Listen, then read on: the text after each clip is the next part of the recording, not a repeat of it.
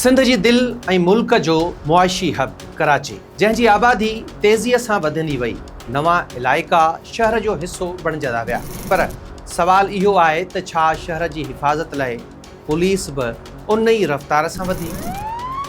हक़ीक़त इहा आहे त कराची जी आबादी त तेज़ी सां वधी रही आहे, पर पुलिस जी नफ़री जी खोट अॼु बि बरक़रार आहे ऐं उन जो सिधो असर आम शहरनि जी सिक्योरिटी ते नज़र अची रहियो आहे।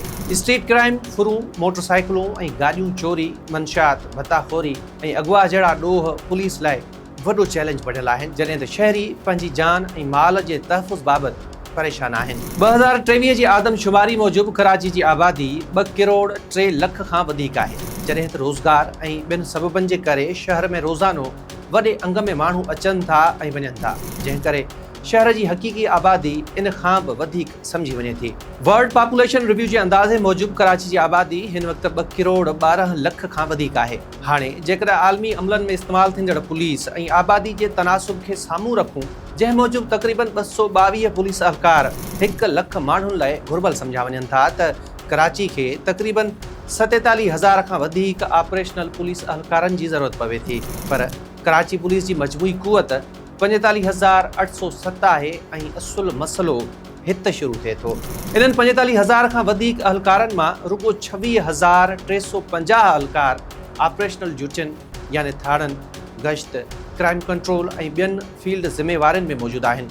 इन हिसाब सां तक़रीबन 774 शहरनि लाइ रुगो हिकु ऑपरेशनल पुलिस अहलकार मौजूदु आहे, यानी ज़रूरत ऐं मौजूदा ऑपरेशनल नफ़री जे विच में 15,000 खां वधीक अहलकारनि जो फ़र्क़ु मौजूदु आहे। पर छा कराची में पुलिस जी खोट जो मसलो रुगो नफ़री घटि हुजण ते महदूदु आहे? शायदि न, छो त मौजूदा पुलिस फोर्स जो वॾो हिसो बि मुख़्तलिफ़ इंतिज़ामी ऐं सिक्योरिटी ज़िम्मेवारनि में विरहायल आहे।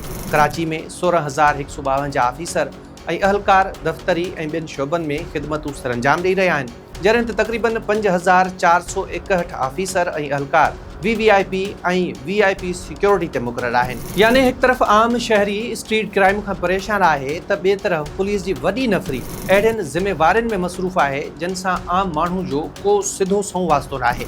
सवाल इहो आहे त जेकॾहिं पुलिस वटि नफ़री घटि आहे, त छा शहरनि जी हिफ़ाज़त खां अॻु प्रोटोकॉल खे तरजीह ॾियणु मुनासिबु आहे? कराची पुलिस जा 3 ज़ोन आहिनि, ईस्ट, वेस्ट ऐं साउथ, जंहिंजे 7 ज़िलनि में मजमूई तौरु 110 पुलिस थाणा क़ाइमु आहिनि। ईस्ट ज़ोन में ज़िलो ओभर, कोरंगी ऐं मलीर शामिल आहिनि, जिते आला ऑफिसरनि खां वठी मर्द ऐं औरत अहलकारनि ताईं तक़रीबन 11,500 अहलकार मुक़ररु आहिनि। वेस्ट ज़ोन में वेस्ट ऐं सेंट्रल ज़िला शामिल आहिनि, जिते तक़रीबन 6,750 अहलकार मुक़ररु आहिनि, जॾहिं त साउथ ज़ोन, जंहिंमें ॾखण सिटी ऐं क्यामाड़ी शामिल आहिनि, उते तक़रीबन 8,100 अहलकार मुक़ररु आहिनि। पर इन्हनि अहलकारनि जूं ज़िम्मेवारियूं रुगो ॾोहारियुनि ख़िलाफ़ कार्रवाई ताईं महदूद न आहिनि। पुलिस खे स्ट्रीट क्राइम रोकणो आहे, दहशतगर्दी जे ख़तरनि खे मुंहुं ॾियणो आहे, एहतजाजनि ऐं जुलूसनि जी सिक्योरिटी संभालणी आहे, मज़हबी ऐं सियासी तक़रीबनि ते ड्यूटी ॾियणी आहे, अदालत में पेशियुनि खां वठी जांच ऐं सर्च ऑपरेशन ताईं केतिरनि ई ज़िम्मेवारनि खे अंजाम ॾियणो आहे। इन सां गॾु VVIP ऐं VIP शख़्सियतुनि जी हिफ़ाज़त बि पुलिस जी ज़िम्मेवारनि में शामिल आहे। हिकु ई अहलकार जेको शहर जे कंहिं इलाइक़े में गश्त करे सघे थो, उहो ई अहलकार कंहिं एहतजाज, जुलूस, प्रोटोकॉल या ॿी ड्यूटी ते लॻी वञे थो। ऐं जॾहिं पुलिस रोडनि ते घटि नज़र ईंदी, त ॾोहारियुनि लाइ मौक़िया वधंदा।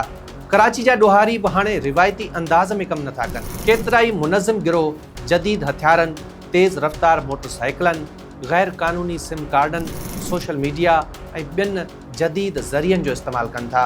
हिकु ॾींहं में मुख़्तलिफ़ इलाइक़नि में फुरजू वारदातूं थियणु पुलिस लाइ वधीक वॾो चैलेंज बणिजी वञनि थियूं। ॿिए तरफ़ पुलिस अहलकार पाण बि डिघनि ड्यूटी कलाकनि, महदूद वसीलनि, पुराणियुनि गाॾियुनि, इंतिज़ामी दबाव ऐं केतिरनि ई इज़ाफ़ी ज़िम्मेवारनि खे मुंहुं ॾेई रहिया आहिनि। तंहिं करे सवाल रुगो इहो न आहे त ॾोहारी छो वधी रहिया आहिनि। असुल सवाल इहो आहे त छा कराची जी वधंदड़ आबादी जे मुक़ाबले में पुलिसिंग जो निज़ाम बि वधियो आहे, ऐं जेकॾहिं न वधियो आहे त पोइ 2 करोड़ खां वधीक आबादी वारे शहर खे रुगो महदूद ऑपरेशनल नफ़री सां कीअं महफ़ूज़ रखी सघिजे थो? माहिरनि मूजिबि मसइले जो हल रुगो वधीक पुलिस अहलकार भर्ती करणु न आहे। ज़रूरत आहे त पुलिस जी नफ़री खे आबादी ऐं क्राइम रेट मुताबिक़ वधाए वञे।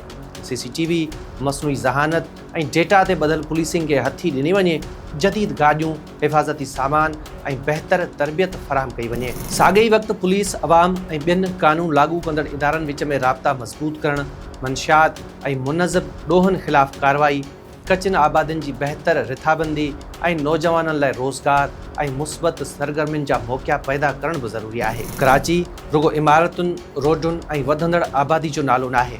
हीउ लखें माण्हुनि जो शहर आहे जेके पंहिंजी जान, माल, कारोबार ऐं मुस्तक़बिल जे तहफ़ुज़ जा हक़दार आहिनि।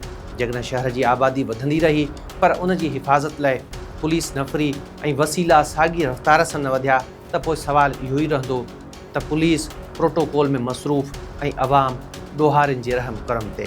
कराची खे सिर्फ़ वधीक पुलिस न पर वधीक मौसिर, जदीद ऐं अवाम दोस्त पुलिसिंग जी ज़रूरत आहे।